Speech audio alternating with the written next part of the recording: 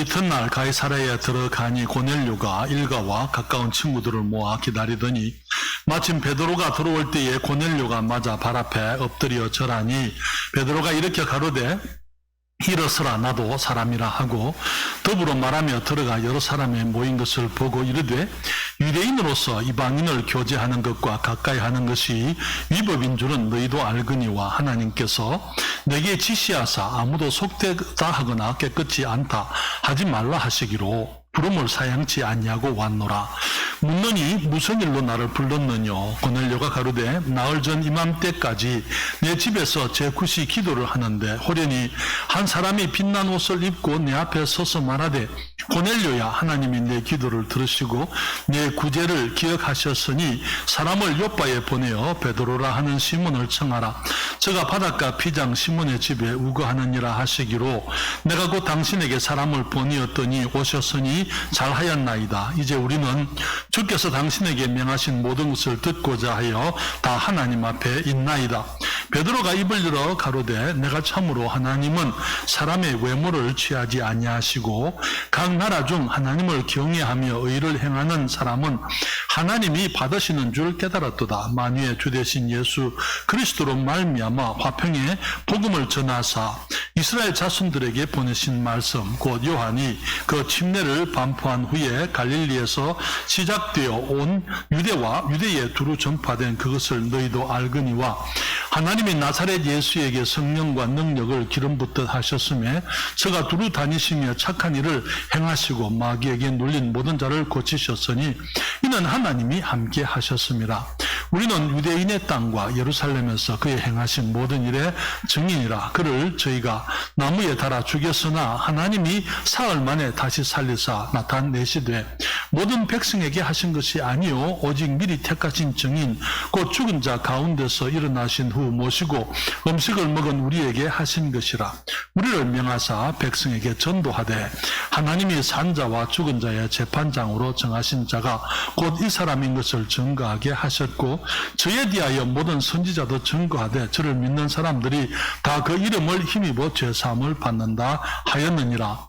베드로가 이 말 할 때에 성령이 말씀 듣는 모든 사람에게 내려오시니 베드로와 함께 온 할례받은 신자들이 이방인들에게도 성령 부어주심을 인하여 논라니 이는 방언을 말하며 하나님 높임을 들음이르라. 이에 베드로가 가로되 이 사람들이 우리와 같이 성령을 받았으니 누가 능히 물로 침례 줌을 금하려 하고 명하여 예수 그리스도의 이름으로 침례를 주라 하니라. 저희가 베드로에게 수일 더 유하기를 청하니라. 우리 48절 함께 읽을까요? 명하여 예수 그리스도의 이름으로 침례를 주라 하니라. 저희가 베드로에게 수일 더 유하기를 청하니라. 아멘. 기도합니다. 아버지 하나님, 이 시간 하나님의 말씀을 다시 한번 축복해 주시옵소서. 아버지 하나님, 주님께서 온 세상을 사랑하시고 예수 그리스도의 복음으로 하나님의 자녀로 거듭나며 하나님의 백성으로 주님께서 다 불러 모으시기를 원하셔서 주님께서는 유대인들을 사용하셨지만은 유대인들의 믿음만으로 주님이 기뻐하지 아니하시고 이제는 온 세상이 우리 주 예수 그리스도의 은혜로 예수님으로 말미암아 이제는 화평의 복음을 힘입어 하나님과 화목을 이루게 하신 것을 감사드립니다. 주님이 저녁에도 저희들 주의 말씀을 인하여 우리 주님께서 우리에게 베풀어 주신 은혜와 주님의 선하심과 주님의 축복하심을 인하여 우리가 기뻐하며 주님 복음 위에서 우리가 확신을 가지고 주님을 감사하는 삶을 살게 하여 주시옵소서. 말씀을 축복해 주시기를 사모합니다. 예수님의 이름으로 기도했습니다. 아멘. 우리 성경에 보게 되면요, 하나님께서 새로운 일을 이 세상에 행하실 때에 주님께서는 혼자서 그 일을 하지 아니하시고 반드시 사람들을 통해서 일하시는 것을 보게 됩니다. 그러면서 사람들에게 주님께서 이 자신의 뜻을 미리 알게 하시는 것을 보게 되지요. 주님께서 소돔과 고모라를 심판하시게 될 때에 주님이 그냥 가셔서 하신 것이 아니고 이 아브라함에게 자신의 계획을 알려주시고 아브라함은 그 하나님의 계획에 대해서 기도하도록 주님께서 용납해 주신 것을 우리가 봅니다. 주님께서 이제 아브라함에게 하신 약속대로 이스라엘 백성들이 애굽에서 이 400년 동안 노예 생활을 하게 될 때에 주님이 그들을 구원할 때가 되니까 하나님께서 모세에게 오셔서 주님의 계획을 알리시고 모세로 하여금 그 일을 하도록 했던 것을 보게 되는 것이지요. 예수님이 이 땅에 오시게 될 그 일에 대해서 예수님이 성육신 하시게 되고 하나님이신 우리 주님께서 사람이 되어 오셔서 우리의 구세주가 되겠다 하는 그 약속은 이미 구약 성경에 수없이 예언되어진 사건이지만은 그때가 되었을 때에 주님께서는 그 일을 위해서 마리아에게 오셔서 그 일이 저는 일어나게 될 것을 주님이 예고하셨던 것을 보게 되는 것입니다. 그래서 우리는 하나님께서 일을 하실 때에는 주님께서 그냥 혼자서 일하지 아니하시고 주님께서 자기 종들에게 미리 말씀하시고 또 종들의 순종함을 통해서 하나님의 일이 이루어지게 하는 것을 보게 됩니다. 아모스 3장 7절 말씀에 성경이 말하는데요. 주 여호와께서는 자기의 비밀을 그 종 선지자들에게 보이지 아니하시고는 결코 행하심이 없으시리라. 주님께서는 주님의 일을 행하시게 될 때에 먼저 자기의 종들에게 주님이 이것을 알려주시고 보여주시고 그리고는 주님께서 일을 하신다고 말씀을 하는 것입니다. 주님께서는 우리가 읽은 이제 이 사도행전 10장의 말씀을 통해서 이제 하나님께서 새로운 일을 하고자 계획하고 계십니다. 그것은 이때까지는 주님께서 유대인들을 중심으로 유대인들을 통해서 그의 아들을 보내셨고 유대인들을 통해서 이제는 제 아들을 부르셨고 하나님께서 유대인들을 통해서 주님이 일을 했지만은 이제는 주님께서 유대인들뿐만 아니라 이제는 이제 이방인들이 이 위대한 하나님의 계획에 동참하기를 원하셔서 주님께서 그 일을 하실 때에 그 일을 주님께서 사람들에게 미리 먼저 보여주셨던 것을 봅니다. 고넬료에게 주님께서 환상 가운데 천사가 와서 이제 베드로를 불러올 것을 지시하셨고 베드로가 기도 시간에, 정오에 기도 시간에 그가 옥상에 올라가서 기도할 때에 하늘에서 큰 보자기 같은 것 안에 온갖 이 땅의 짐승들, 기는 것들, 또 육축들, 새들까지 그런 짐승들이 내려오게 되는 것을 보았는데 환상 중에 주님 말씀하시기를 베드로야 일어나 이것을 잡아먹어라 그렇게 얘기했잖아요. 베드로가 말하기를 주님 그럴 수 없습니다. 나는 속되거나 깨끗이 아니한 것을 내가 평생 먹어본 적이 없습니다. 주님 말씀하시기를 하나님께서 깨끗하게 하신 것을 네가 속되다 하지 말라 말씀을 하시고 그것이 3번 있었잖아요. 그러고는 이제 베드로가 이것이 무슨 뜻인가, 웬일이 이것이 무엇을 의미하는 것인가 라는 것을 생각할 때에 이제 밖에서 베드로를 찾는 사람들의 음성을 듣습니다. 고넬료가 보낸 사람들이죠. 그래서 이제 그들이 하룻밤을 지내고 그 다음날 이제는 가이사랴에 있는 고넬료의 집에 이제 그 베드로와 함께 또 이제 거기에 이 요바에 있는 두 형제들이 함께 가서 이제는 고넬료의 집에 들어가게 됐습니다. 그러면서 이제 우리가 오늘 본문의 말씀처럼 우리 주 예수 그리스도로 말미암은 화평의 복음이 유대인만 아니고 이제는 온 세상의 이방인에게까지 이제 증거되어지므로 고넬료의 가정이 처음으로 이제는 이방인들 가운데서 처음으로 그 가정이 이제 하나님의 복음으로 인해서 주님의 나라에 합류되는 그런 복된 일을 우리가 보게 되는 것입니다. 그때 그 일이 있었기 때문에 지금도 우리 주님이 재림하실 때까지는 우리 이 시대를 이방인의 시대라 그렇게 부르는 것이죠. 그래서 이방인들이 지금 복음을 통해서 구원받게 되고 하나님의 나라에 들어오게 되고 또 주님의 부르심을 잊게 되고 주님의 계획 속에서 하나님의 영광을 위해 쓰임될 수 있는 그런 이 복된 시대를 우리에게 주시게 된 것이지요. 우리는 먼저 이 고넬료의 집에 간 이 베드로가 깨달은 사실을 생각해 보게 됩니다. 베드로가 무엇을 깨달았습니까?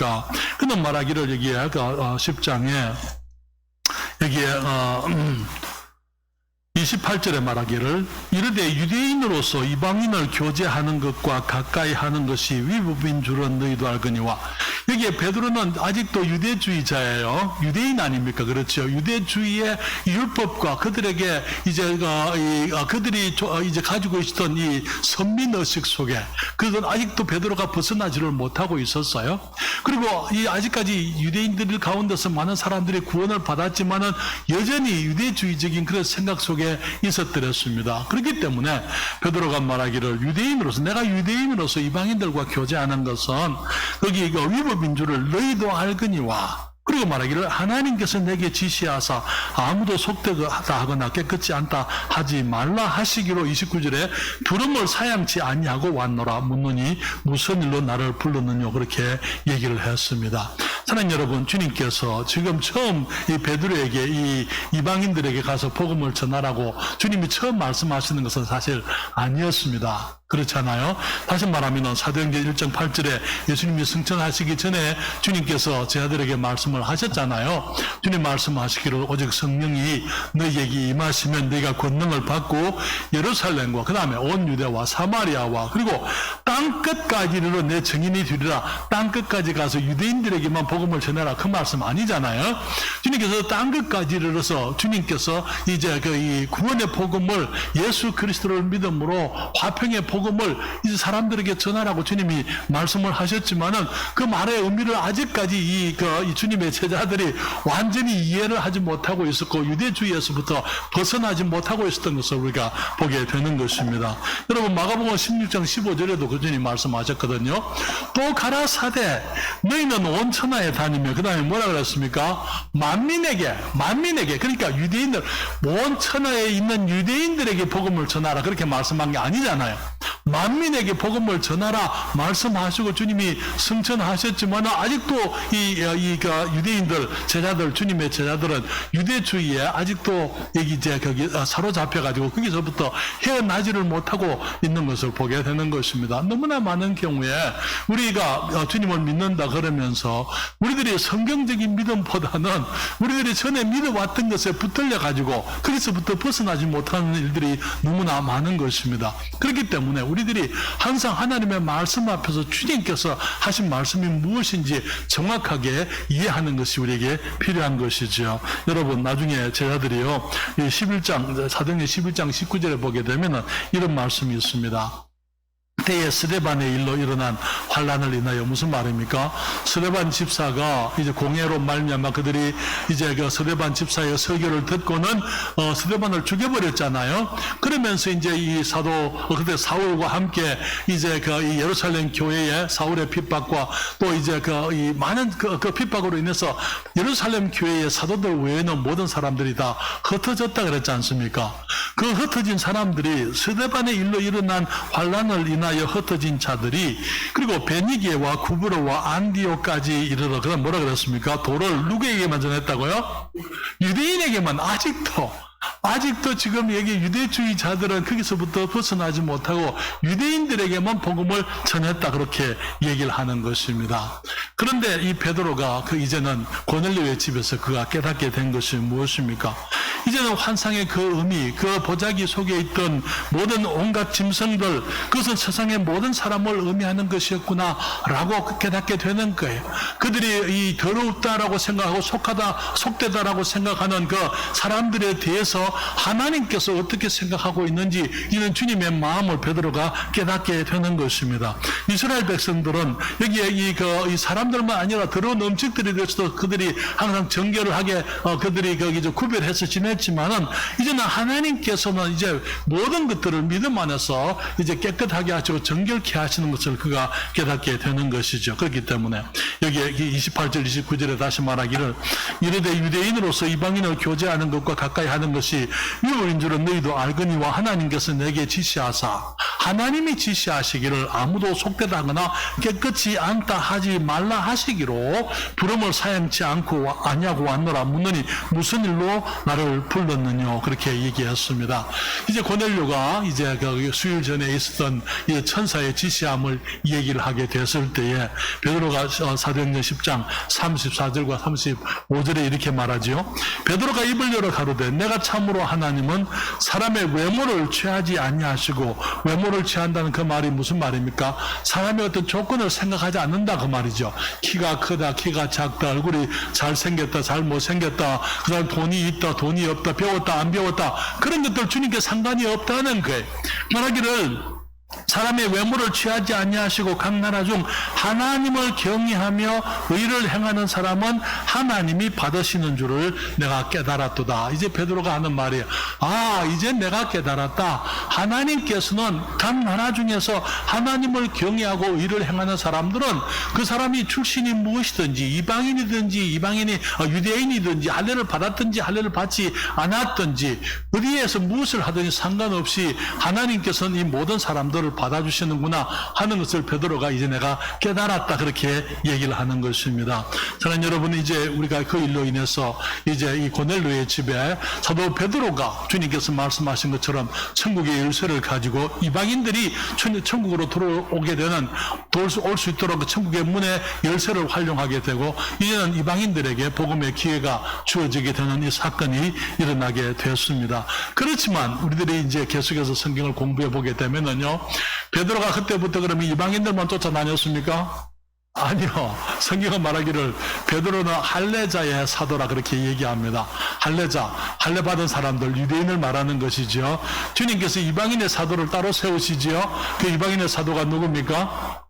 사도 바울을 얘기하는 것이죠. 그렇기 때문에 갈라디아서 2장 7절로부터 9절에 보게 되면은 사도 바울이 하는 말입니다. 도리어 내가 무할례자에게, 사도 바울이 사도 바울을 말하죠. 무할례자에게, 다시 말하면 할례 받지 아니한 사람들, 이방인들에게 복음 전함을 맡기를 베드로가 할례자에게 맡음과 같이 한 것을 보고 베드로에게 역사하사 그를 할례자의 사도로 삼으시니가 또한 내게 역사하사 나를 이방인에게 사도로 삼으셨느니라. 또 내게 주신 은혜를 알므로 기둥같이 여기는 야고보와 게바와 요한도 나와 바나바에게 교제의 악수를 하였으니 이는 우리는 이방인에게로, 우리가 누굽니까? 바나바와 바울을 말하는 것입니다. 이방인에게 가고 나머지는 그 사람들은 저희는 여기에 그 야고보, 게바가 베드로지요. 그리고 요한, 이런 사람들은 이제 할례자에게로 가게 하기 위함이다. 그렇게 얘기를 했습니다. 사랑하는 여러분, 우리 주님께서는 이제 새로운 일을 우리에게 말씀을 보이실 때 너무나 많은 경우에 사람들이 주님의 진리를 깨닫지만은 거기서부터 쉽게 벗어나지를 못하는 것을 보게 됩니다.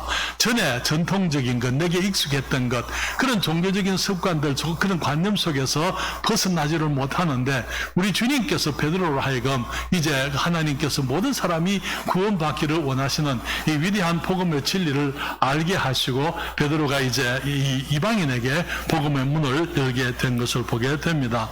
그게 베드로가 이제는 이 고넬료 집에서 예수 그리스도의 복음을 증거했습니다.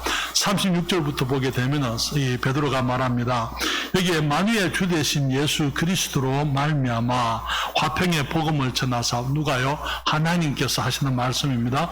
하나님께서 만유의 주 되신 예수 그리스도로 말미암아, 여러분 예수님을 뭐라고 누구라고, 어떤 분이라고요? 만유의 주 되신 예수 그리스도, 그렇게 얘기를 했어요. 너무나 많은 경우에 사람들은 예수님을 한 사람으로 생각합니다만은, 그리고 또 한 선지자로 생각하는 사람들이 너무나 많습니다. 여러분, 베드로는 여기 예수님과 함께 3년 반을 실제로 생활했던 사람 아닙니까? 그렇기 때문에 예수님이 사람으로 오신 그 모습을 실제로 보고 예수님과 함께 이제 대화하고 예수님이 행하시는 그 모든 일을 지켜보았고 주님의 가르침을 다 들었는데, 사람의 모습으로 오신 분이지만은 그분은 말하기를 만유의 주님이시라 그렇게 얘기하고 있는 거예요. 만유의 주님이라는 선 하나님이라 그 말이잖아요. 하나님께서 만유의 주 되신 예수 그리스도, 성육신 하신 우리의 구세주, 그분을 통해서 화평의 복음을 전하셨다 그렇게 말씀을 했습니다. 사랑하는 여러분, 예수님께서 먼저 이스라엘에게 그 복음을 전하셨다고 말하고 있는데요. 여기에 그 화평의 복음을 전하사 이스라엘 자손들에게 보내신 말씀이다 그렇게 얘기를 하고 있습니다. 사랑하는 여러분, 아까도 제가 말씀을 드렸습니다만은 이스라엘 백성들은 복받은 사람들이면 틀림이 없습니다. 왜냐하면 하나님께서 그들을 구별하셨잖아요.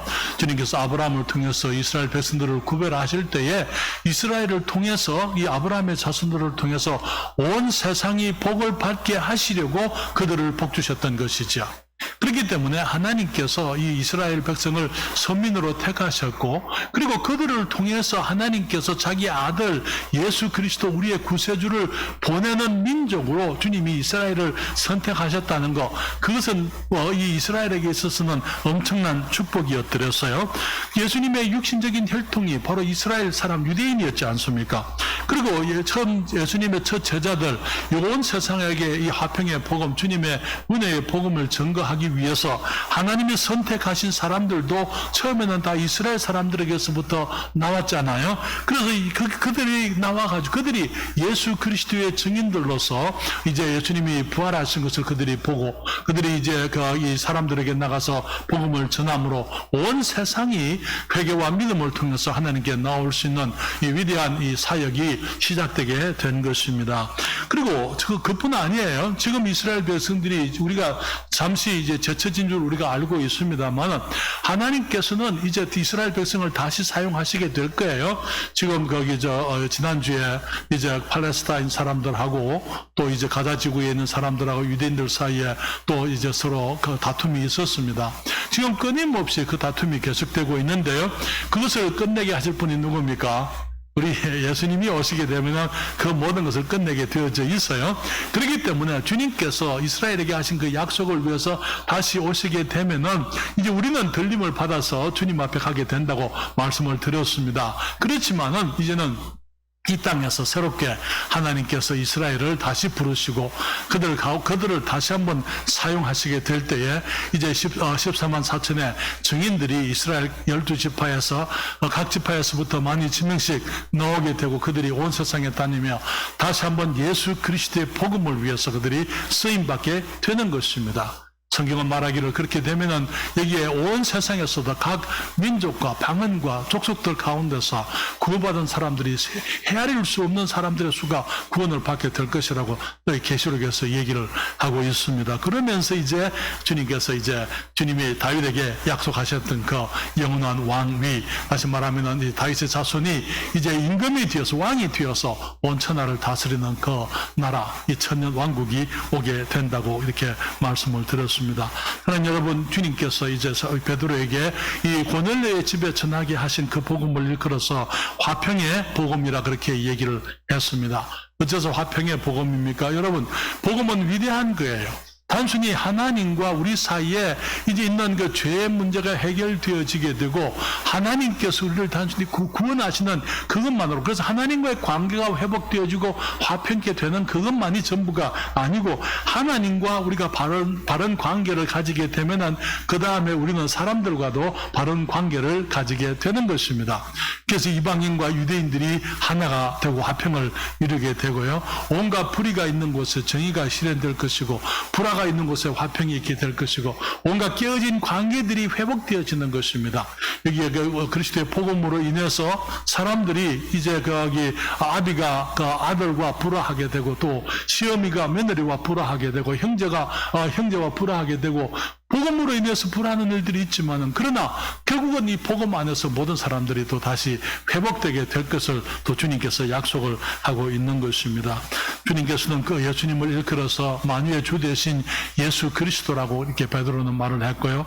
나사렛 예수라고 그렇게 그는 얘기를 했습니다. 38절에 보게 되면은 거기에 하나님이 나사렛 예수에게 성령과 능력을 기름 붓듯 하셨으며 저가 두루 다니시며 착한 일을 행하시고 마귀에게 눌린 모든 자를 고치셨으니 이는 하나님이 함께 하셨습니다. 그리고 39절에 말하기를 우리는 유대인의 땅과 예루살렘에서 그의 행하신 모든 일의 증인이라. 그를 저희가 나무에 달아 죽였으나 하나님이 사흘 만에 다시 살리사 나타내시되 그렇게 말씀을 했습니다. 사랑하는 여러분, 우리 주님께서 이제 요한의 그 침례를 받고 난 이후에부터 이제 십자가에 달리시고 부활하신 그 모든 것은요, 사실은 이 이스라엘 사람들에게 이 공공연히 알려진 모든 사람들이 알고 있는 사건이었어요.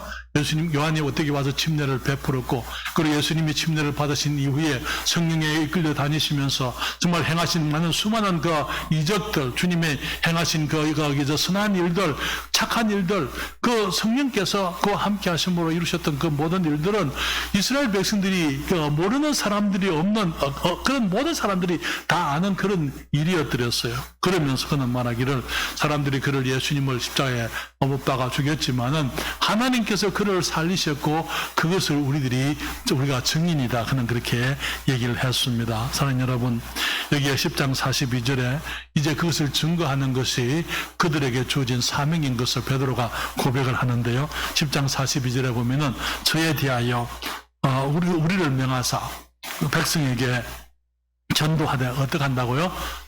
말씀을 전한다 그 말에 프리치하는 거예요. 사람들에게 말씀을 전하는데 어떻게 하나님이 산 자와 죽은 자의 재판장으로 정하신 자가 곧 이 사람인 것을 증거하게 하셨고 복음을 전하는 그 명령을 우리가 받았다. 베드로가 지금 얘기하는 거예요.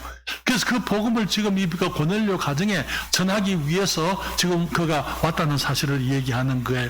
그리고 말하기를 여기 10장 43절에는 말하기를 저에 대하여 모든 선지자도 증거하되 저를 믿는 사람들이 다 그 이름을 힘입어 죄사함을 받는다 하였느니라. 이제 죄사함, 예수 그리스도를 이름을 믿음으로 이제는 죄사함을 받게 된다라고 이제 사도 바울이 복음을 전하게 된 것이죠. 사랑하는 여러분, 우리가 전도하게 되면은요, 사람들이 종교인이 되는 것, 그것이 우리들의 그 전도의 목적이 아닙니다. 사람들이 교회 와서 교인이 되는 것, 그게 아니에요. 사람들이 예수를 믿고 교회에 오게 되면은 그 교회 와서 예수를 믿음으로 그들이 죄 사함을 얻은 것을 확신하게 해야 되는 것입니다. 그 예수님을 믿음으로 죄 사함을 얻는다 그렇게 얘기했잖아요. 그래서 우리가 거기에 단순히 많은 사람들이 교회를 그냥 종교적으로 다니는 사람들이 너무나 많아요. 그게 아니고 예수 그리스도의 복음을 믿음으로 우리가 죄인이기 때문에 우리 주님께서 우리 죄를 위하여 홀로 십자가에서 죽으시고 장사되고 부활하심으로 이제는 우리의 죄가 이미 다 예수님의 은혜로 다 해결됐다는 것을 깨닫고 그분을 내가 영접함으로 구원받고 죄사함을 얻고 하나님의 자녀가 된 확신 속에서 이 땅에서 그리스도인으로 우리가 단순히 그냥 천국을 희망하며 사는 것이 아니고 천국을 확신하면서 살아가게 하는 것, 그것이 참된 복음인 것입니다. 그때 이제 고넬료의 가정에 이제 하나님의 구원이 임하게 됐는데요. 어떻게 우리가 알게 됩니까? 성령께서 강림했다고 말하고 있습니다. 44절에 보면은 베드로가 이 말할 때에 성령이 말씀 듣는 모든 사람에게 내려오시니 그렇게 얘기를 했습니다. 성령께서 어떤 사람들에게 오십니까? 우리가 예수님을 영접할 때, 예수님을 믿을 때에 성령께서 우리에게 오시게 되는 것입니다. 근데 베드로가 또 할례받은 이 유대인 그리스도인들이 그들이 구원받은 것을 어떻게 알았습니까? 그것은 이제 그들도 오순절 성령 충만함을 입은 적이 있기 때문에 그들이 성령께서 그들에게 충만하게 임하실 때에 그들에게 하나님의 표적이 위대한 일들이 방언을 하며 그들이 하나님을 높이는 그 사실들이 그들이 이미 경험했기 때문에 이제 이방인 고넬료의 집에 같은 일들이 일어나게 될 때에 그들이 이제 주님의 구원이 그들에게 임한 것을 그들이 알게 되었습니다. 그러면서 침례를 베풀었는데요. 여러분, 침례의 의미가 뭔지 아시죠? 침례는 예수님의 죽으심과 장사와 부활을 상징하는 것입니다. 죄를 씻는 게 아니에요. 예수님의 죽으심과 장사와 부활을 상징하는 것입니다. 우리가 물속에 들어가는 것은 내가 예수님과 함께 죄인으로서는 죽었다 그 말이에요. 예수님이 나를 위해서 죽었지만 나도 예수님과 함께 죄인으로서는 죽었다는 거예요. 예수님과 함께 무덤에 들어갔다가 주님이 부활하실 때 이제는 우리가 죄와 상관이 없이 의롭게 하나님의 그 백성으로 우리가 새롭게 살았다는 것을 우리가 이제 침례를 통해서 간증을 하게 되는 것입니다. 침례가 구원받는 길은 아닙니다. 침례를 받아서 구원받는 건 아니에요. 그렇지만은 내가 예수님을 믿기 때문에 예수님에 대한 믿음으로써 이제 침례를 받는 것입니다. 베드로가 말하기를 여기 이 사람들이 우리와 같이 성령을 받았으니 누가 능히 물로 침례 줌을 금하리요 하고 그래서 침례를 베푸게 되는데요. 침례가 무엇입니까? 여러분, 여기 우리의 믿음에 단 하나밖에 없는 표현입니다. 여러분, 여기 에베소서 4장 5절에 말하기를 주도 하나이요 믿음도 하나이요 그 다음에 침례도 하나라고 말하고 있어요.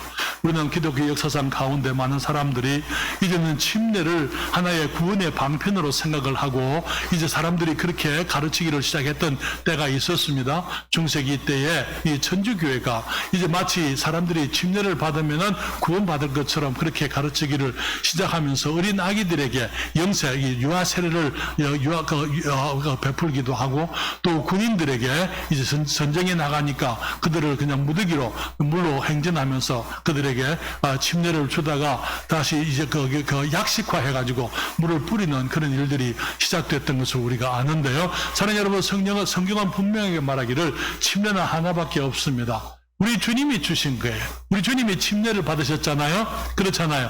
그리고 우리에게 침례를 베풀려고 주님께서 우리 마태복음 28장 19절 20절에 주님 말씀하시기를 그러므로 너희는 가서 모든 족속으로 제자를 삼아 아버지와 아들과 성령의 이름으로 침례를 주라고 말씀하고 있는 거예요.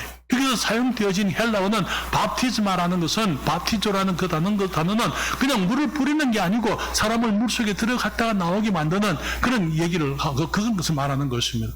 그렇기 때문에 여기에 그 한 침례를 받음으로 그것은 또 무슨 어떤 의미가 있습니까? 같은 믿음을 의미하는 것이지만 주님도 한 분을 믿고 우리 같은 믿음을 가졌고 그래서 같은 침례를 받으면서 우리들이 거기 12장 고린도전서 12장 12절과 13절에 말하기를 몸은 하나인데 많은 지체가 있고 몸에 지체가 많으나 한 몸인가 같이 그리스도도 그러하니라. 우리가 유대인이나 헬라인이나 종이나 자유자나 다 한 성령으로 침례를 받아 뭐가 됐다고요? 한 몸이 된다고요.